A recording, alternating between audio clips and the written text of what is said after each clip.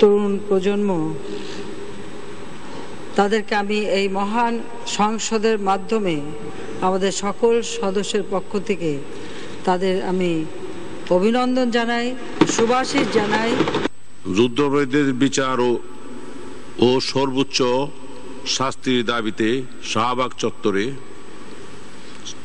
সহ সারা বাংলাদেশেই যে গণজাগরণের সৃষ্টি হয়েছে বা গণজাগরণ চলছে, তার সাথে জাতীয় সংসদের মাননীয় সদস্যগণের অভিব্যক্তির পরিপ্রেক্ষিতে এই মহান সংসদ একত্রতা প্রকাশ করছে।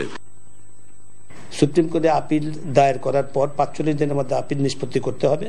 যদি ৪৫ দিনের মধ্যে আপিল নিষ্পত্তি না হয়, তাহলে উপযুক্ত যথাযথ কারণ বর্ণনা করে আরো ১৫ দিন ব্যাখ্যা করে আরো ১৫ দিন সময় নেওয়া যাবে, অর্থাৎ সর্বোচ্চ ৭ দিনের মধ্যে আপিল নিষ্পত্তি করতে হবে। এই বিধানটা আমরা সংযোজন করেছি। প্রথম ৯০ দিন করা হয়েছিল, পরবর্তী আরো ব্যাপক আমরা আলাপ আলোচনা করে চিন্তা করে দেখলাম এটা একটা জনগুরুত্বপূর্ণ বিষয়, কাজেই এটা ৬০ দিন করা হয়েছে। কালকে মন্ত্রী পরিষদের সভায় এটা উপস্থাপন করা হলে যদি এটা গ্রহণ করা হয়, তাহলে এটা সংসদে যাবে ২-১ দিনের মধ্যেই, এবং আমরা আশা করছি খুব দ্রুততম সময়ের মধ্যে আগামী সপ্তাহের মধ্যে এটা পাশ হয়ে যাবে আশা করছি।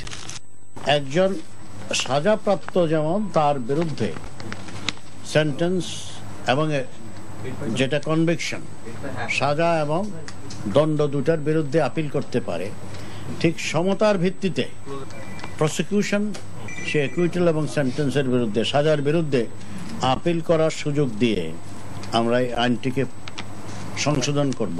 যারা এগ্রিভড, ক্ষতিগ্রস্ত বা ভিক্টিম, তারাও যদি মনে করে যে সাজাটা পর্যাপ্ত হয়নি, তাহলে সেও অ্যাপিল করতে পারবে।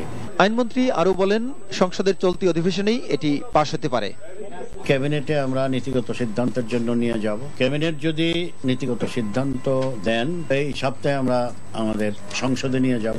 যে সংশোধনী করা হোক না কেন, যেহেতু এটা প্রোটেক্টেড ল, আর্টিকেল 47 এর আন্ডারে, সেটা কোনো অসুবিধা হবে না। আজকে মুক্তিযুদ্ধের চেতনা প্রতিষ্ঠা করতে গেলে সকল দলের অংশগ্রহণের মধ্য দিয়ে কেয়ারটেকার সরকার প্রতিষ্ঠার যে আন্দোলন, এই আন্দোলনে অংশগ্রহণ করার মধ্য দিয়ে মুক্তিযুদ্ধের মূল চেতনা আমরা বাস্তবায়ন করতে পারবো। শাহবাগের যে ভাইরা আন্দোলন করছেন, তাদেরকে আরো সমগ্র ইতিহাস, সমগ্র বাস্তব পরিস্থিতি বুকে ধারণ করে এই আন্দোলনকে মাত্রা, পরিধি আরো বাড়ানোর অনুরোধ করে এখানেই আমার বক্তব্যের সমাপ্তি ঘটালাম।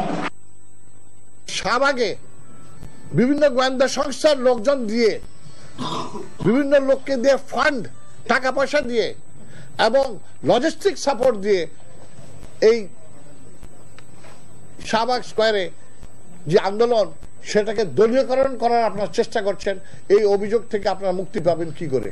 তাহলে বন্দোবস্ত সব রাষ্ট্রীয়ভাবে করবেন আর বলবেন জনগণের স্বতঃস্ফূর্ত কি আন্দোলন, সেটা তো নয়। জনগণের স্বতঃস্ফূর্ত আন্দোলন এটা নয়।